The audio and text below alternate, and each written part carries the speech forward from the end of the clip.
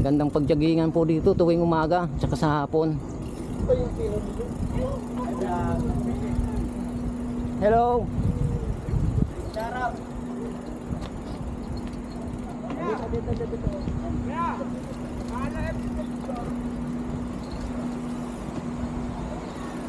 Ito po Barangay Malanday. So Malanday na po ito. Titingnan po natin kung duro-diretso na po.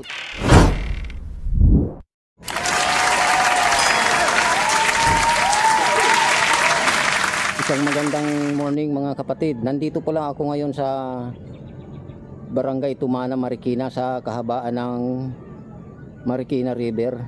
Kung makikita nyo, ito po yung ginagawa nilang mega dike dito sa kahabaan ng Marikina River. Ito po yung pinapagawa ng national government.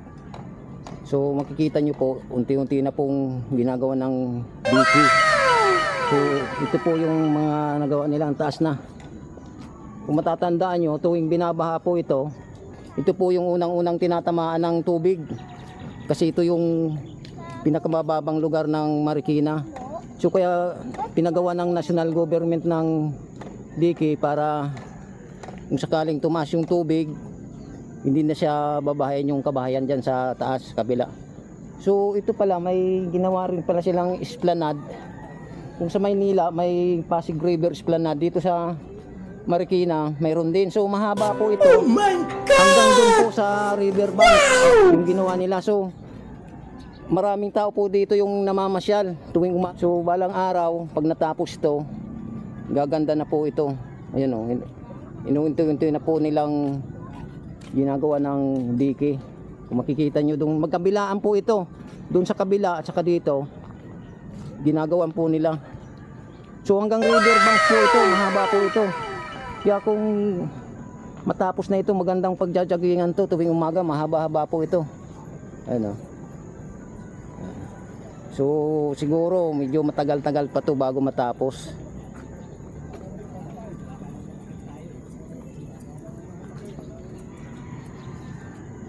So pupunta na po tayo dun sa Malanday. Tsaka dire-diretso na po tayo ng riverbanks. Titingnan po natin yung ginagawa rin doon para ma-update po kayo. Pupunta po tayo dito sa Malanday. So makikita nyo, marami pong tao dito pag umaga, mga nagalakad-lakad, mga naga-exercise. Gandang pagjagingan po dito tuwing umaga tsaka sa hapon. Sana lagyan din po ng ilaw ito balang araw. Kung makikita nyo po, yan o. Tuwang-tuwa yung mga batang nagpapadulas. Ayun, si madulas yan eh.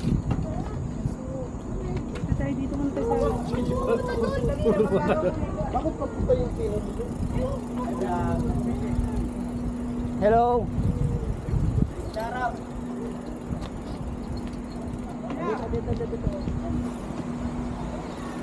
Ito po Barangay Malanday. So Malanday na po ito. Titingnan po natin kung duro-diretso na po ito hanggang riverbanks.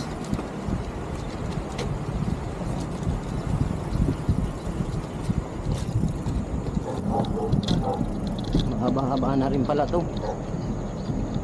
Ang kagandahan dito, pag hindi masyadong matubig, pwedeng taniman yung baba ng mga kamote, mga gulay-gulay. Ayun sila tatang na mga tanim ng mga kamote. Ito Barangay Malanday na po ito. Diretso po tayo ng riverbanks. So talagang maganda rin pala talagang pagjagingan to, yo. Marami nang nagja-jogging.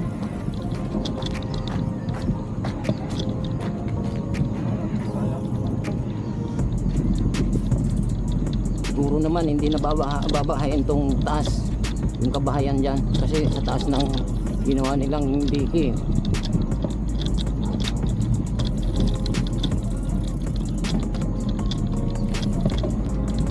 May mga talbos ng mga pitsay.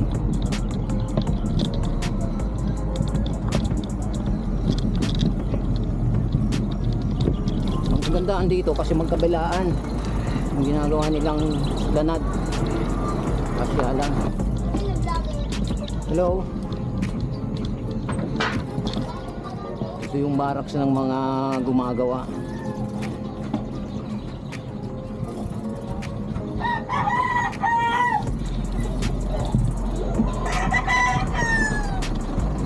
Siguro sasakyan ng engineer siguro yun. Kasi alam ko bawal yung motor dito at saka sasakyan eh. Yung mga nakaparada, yung mga gumagawa po siguro yan. Hindi pwedeng iwan sa taas. Napakaganda nitong pa na to. Esplanade. Ang haba. Ayun, hanggang doon na pala sa may tulay. Kita nyo, yun yung tulay ng Marikina. So dalawa po yan. Isang tulay dito sa papuntang bayan ng Marikina. At saka doon sa Marcos Highway, may tulay din po doon, yung malapit sa SM Marikina. Kita yung maraming nagja-jogging dito.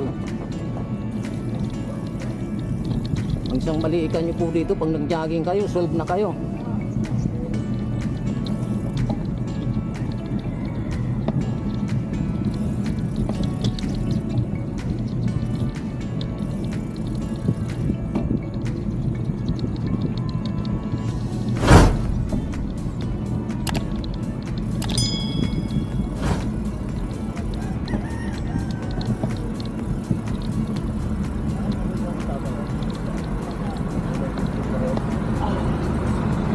Maraming nagbibisikleta.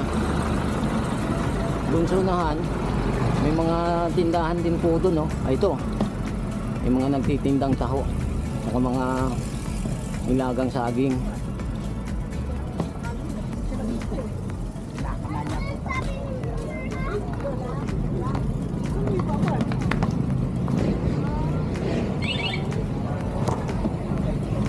Lapit-lapit na po tayo dito sa puntang river banks. Dito mas maraming tao.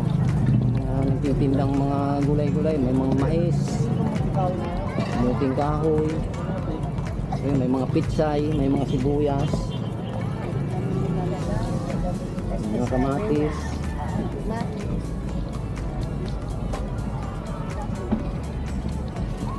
Pag natapos to, napakaganda po nito. Malaking tulong po ito sa mga kababayan natin dito sa Marikina kasi hindi na po sila babahain kasi napakataas ng ginawa nilang diki.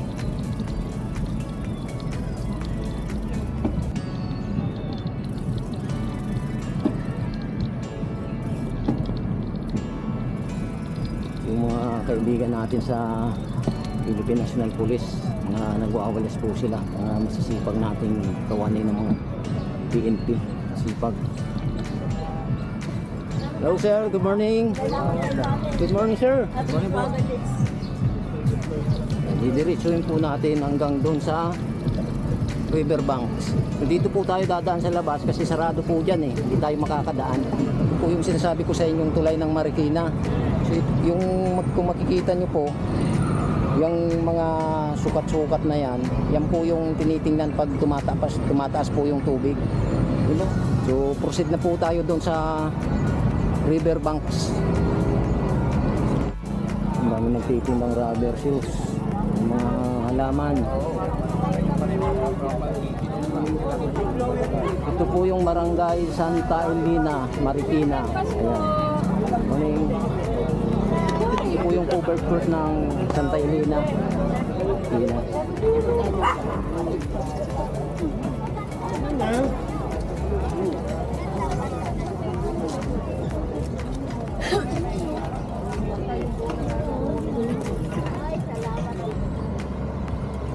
Ayan, kung makikita nyo, patuloy pa rin yung paghuhukay ng ilog, gawa ng mababaw na po siya. So araw-araw po siya gumagawa dyan. Ito po yung update ng ginagawang mega dike dito sa Marikina. Ito bandang malapit na po ito sa riverbanks.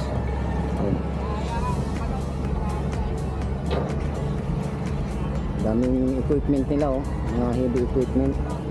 Ayun yung kabila. Ito yung papun malapit dito sa bayan, yung dito sa kinakatayuan ko.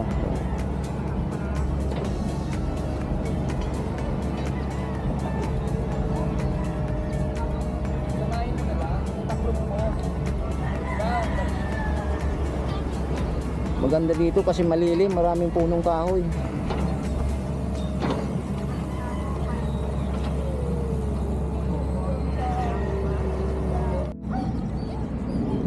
So ayan, nandito na po tayo sa riverbanks.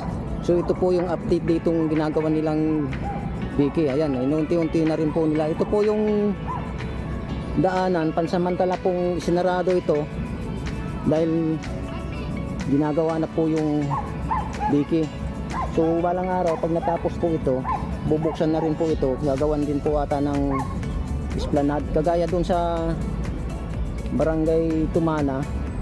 So napakaganda na po ng ginawa nila doon. So pag inuunti-unti po nila, pag natapos na rin po, bubuksan na rin po ulit yung daanan na ito, pasyalan.